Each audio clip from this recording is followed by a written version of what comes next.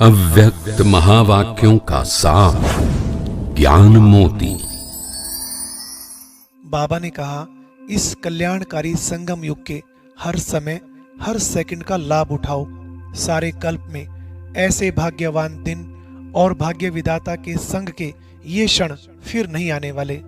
फिर विनाश के समय ये प्राप्ति के दिन याद करोगे। इसलिए व्यर्थ संकल्पों रूपी पत्थर तोड़ने में थको मत। अब हाई जंप दो और स्वयं के तूफानों में हिलो नहीं, अचल बनो। फिर बाबा ने कहा, कुछ बच्चे सोचते हैं ना मालूम विनाश होगा या नहीं होगा।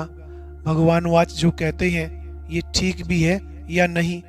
दुनिया के आगे निश्चय से कहें या भी गुप्त रहें, कुछ जमा करें या सब कुछ सेवा में लगा दें या प्रवृत्ति को ही संभालते रहें। और सुनो आगे क्या कहते हैं कि बाप तो निराकारी और आकारी हो गए, अब साकार में सामना करने वाले हम ही रह गए ना।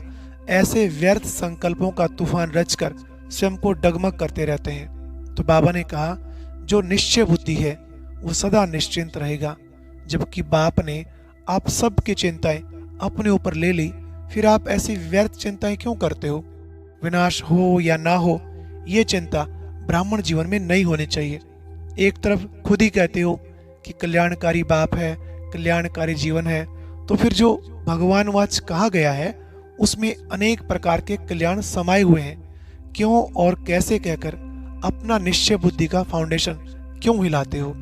बाबा ने कहा, ये तो सिर्फ एक अपने व्यर्थ संकल्प का तूफान है, लेकिन जब महाविनाश में अनेक प्रकार के महातूफान चारों तरफ से आएंगे फिर क्या करोगे? इसलिए आज से ही, अभी से ही व्यर्थ संकल्पों के तूफान को समाप्त करो और समर्थिवान बनो। ओम शांति।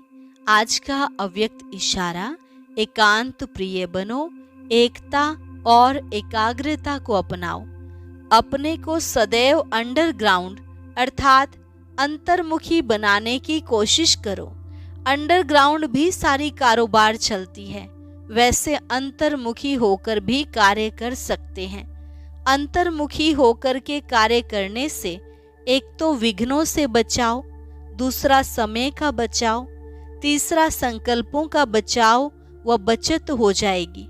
एकांतवासी भी और साथ साथ रमणीकता भी इतनी ही हो। और अब यह एक बहुत अच्छी वीडियो भी जरूर देखें।